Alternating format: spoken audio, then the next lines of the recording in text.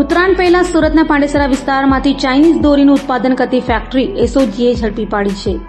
Surat police commissioner Anupamsinh Gehlot દ્વારા Chinese દોરીનું ઉત્પાદન થતું હોય કે વેચાણ થતું હોય તેની સામે કાર્યવાહી કરવા આપેલી સૂચનાને લઈ એસઓજીના ડીસીપી રાજદીપસિંહ નકુમના માર્ગદર્શન હેઠળ પીઆઈ એપી ચૌધરીની ટીમે પાંડેસરા પોલીસ મથકની હદમાં આવેલ એન્ઝલ મોનોફિલામેન્ટ નામની કંપનીના ગ્રાઉન્ડ ફ્લોર પરથી ચાઇનીઝ દોરીનું ઉત્પાદન કરતા મૂળ બિહારનું અને હાલ ભેસ્તાન ગણેશનગર ખાતે રહેતા મેનેજર પ્રમોદ ભગવાન મંડલને ઝડપી પાડ્યો હતો અને સ્થળ પરથી ચાઇનીઝ દોરી તથા રો મટીરીયલ મળી 18,06,000 થી વધુનો મુદ્દામાલ કબજે કર્યો હતો.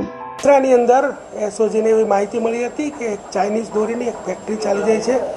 એસઓજીએ ત્યાં રેડ કરતા એસઓજીને ત્યાં ટોટલ 2,18,00,000ની ચાઇનીઝ દોરી જે છે એનો મુદ્દામાલ મળેલ છે.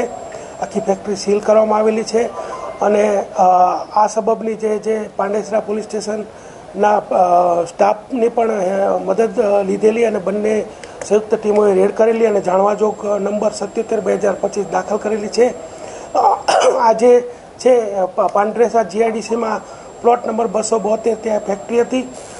એન્જલ મોનોફિલામેન્ટ કંપનીના નામે હતી અને એના મેનેજર છે પ્રમોદ ભગવાન માંડલ અને એના માલિક જે છે સંજયભાઈ ઠાકરસિંહભાઈ ડુંગરાણી રહે કતારગામ.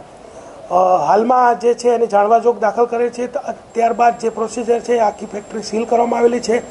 હવે એફએસએલ જે છે એને બોલાવવામાં આવેલી છે. એફએસએલ જોયા પછી એ કહેશે કે ભાઈ દોરીની મજબૂતાઈ એની સિન્થેટિક છે કે કેમ, કયા પ્રકારનું કોટિંગ છે, આનીથી માનવને જાનને હાનિ થઈ શકે કે કેમ.